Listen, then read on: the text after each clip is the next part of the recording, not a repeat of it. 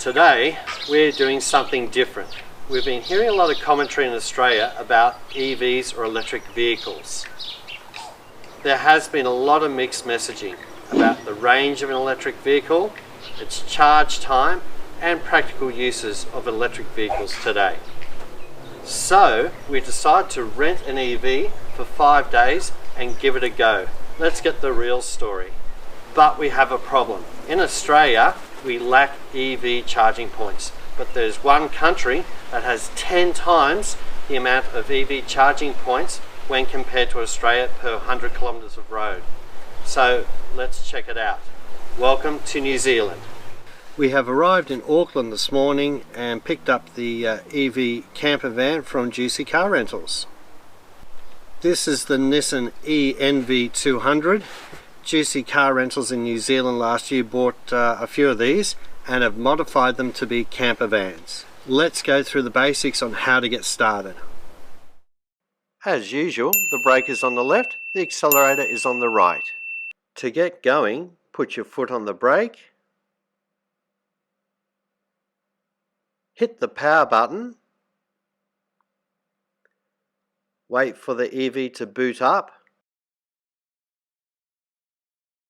These are the critical gauges: speed, distance till empty, and battery capacity.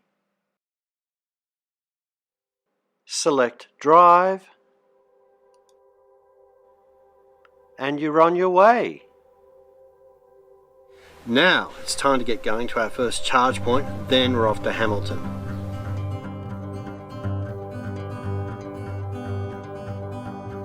We're doing this on the cheap, so we found a free charger.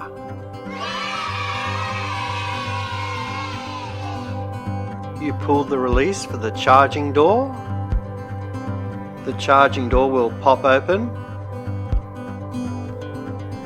You will have access to a fast charge connector and a slow charge connector. Today we're using the fast charge or CHAdeMO. Plug it into the vehicle.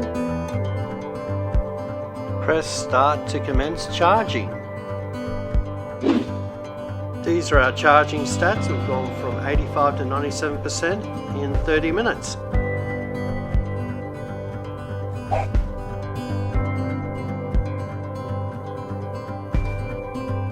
We're on our way to Hamilton. It's approximately 100 kilometres away.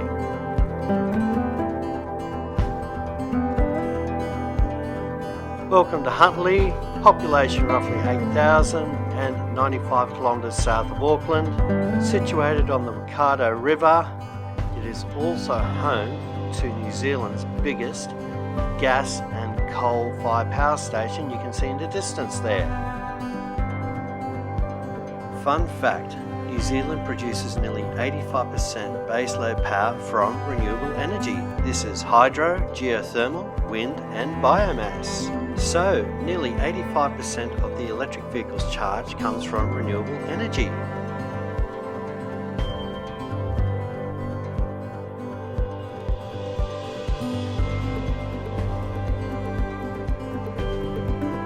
We have travelled 100 kilometres, we have charged from 30 to 97% and we've done it for free again because I'm a cheapskate.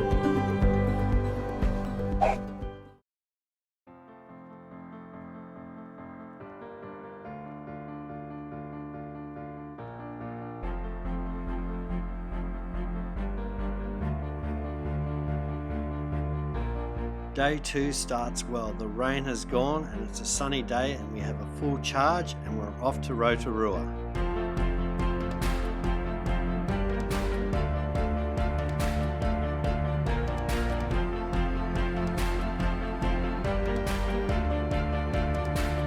We've arrived in Tiroa and we have boosted our charge from 55 to 89% in 30 minutes, but this time we had to pay. Tiroa is famous in New Zealand for its corrugated iron artwork around town.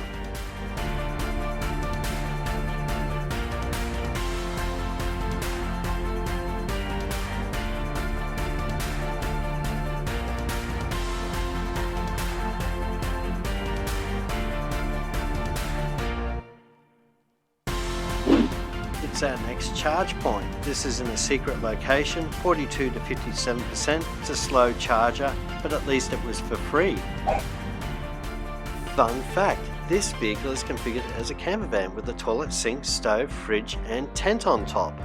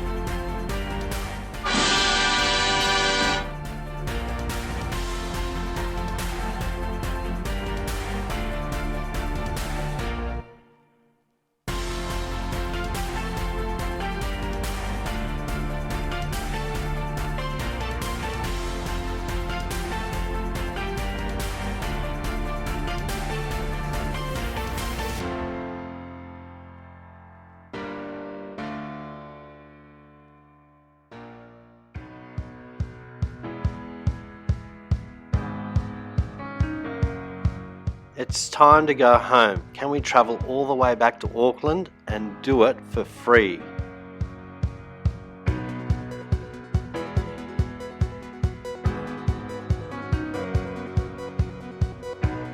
We're going to risk it. We're going to bypass a T-Raw charge point and try and get to Hamilton and not get a flat battery.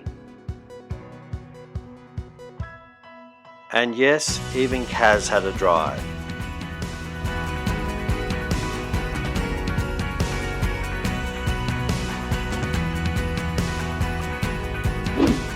We have done our longest trip yet. We've travelled 113 kilometres. We are halfway, but the charger was a bit slow today.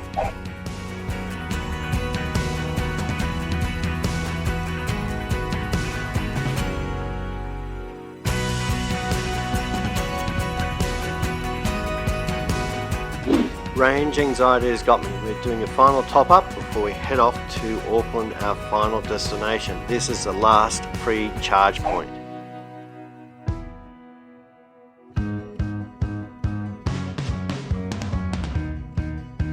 We are back in Auckland. We have travelled 230 k's in approximately 4 hours and we didn't pay a red cent.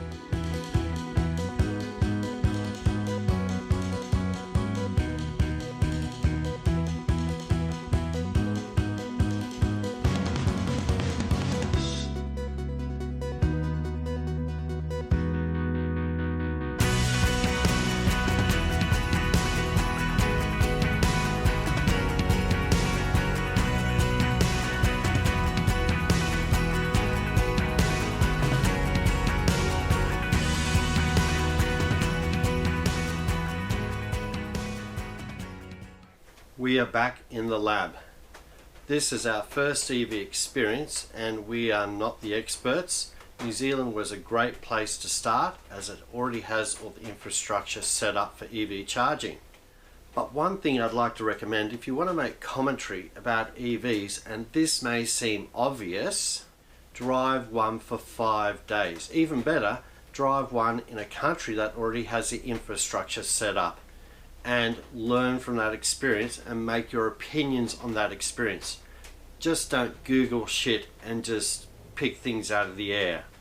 Firstly, the range. The Nissan EV 200 has a 30 kilowatt hour battery and it has a range of 120 to 140 kilometers, and that is because it is configured as a camper van, so it's a little bit more heavier than usual.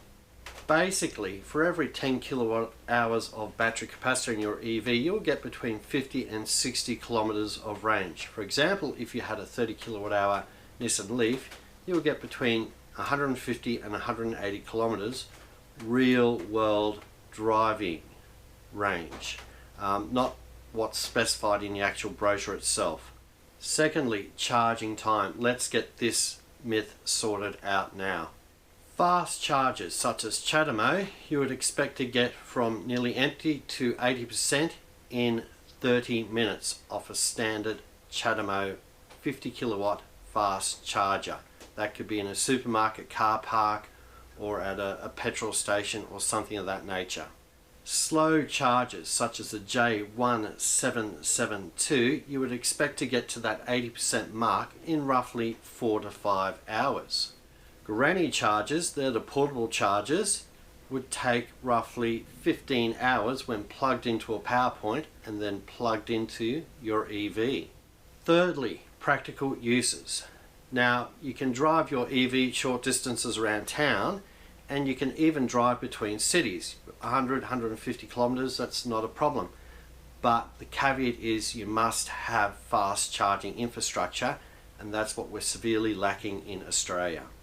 For example, we drove from Rotorua to Auckland in roughly 4 hours, and we travelled 230 kilometres. Now, you could easily travel 500 kilometres a day in an EV vehicle as long as you had fast chargers along the route. This is the PlugShare app. It's like Google Maps for EV charging points. These are the fast charging points around Sydney. And these are the fast charging points around Auckland. Can you see the difference? So the question is, would we buy an EV in Australia? And the answer is no, not at the moment, because you need that fast charging infrastructure to travel between cities, and Australia is lacking that at the moment. And you want to have that confidence of getting between A and B, and Australia is so far behind New Zealand, United States of America, Canada, most of Europe, who already have these fast charging stations already set up, and Australia is just that 4 or 5 years behind. I feel Juicy has made a great investment in investing in the ENV200 Nissan campervans, and it's a great way to environmentally travel around New Zealand, especially with the infrastructure that New Zealand's got. If you are interested in renting one of the e-campervans from Juicy, go to yourdrive.co.nz and you can hire one for roughly $80 a day. And don't forget to visit New Zealand if you can. You can fly through the tree canopy. You could fall backwards off things. You could walk on the beach. You could walk through the bush. Lots of other interesting activities in New Zealand. And as always, if you like this vlog, give it a thumbs up. Don't forget to subscribe. Also leave your comments down below, constructive comments only. And we will see you next time.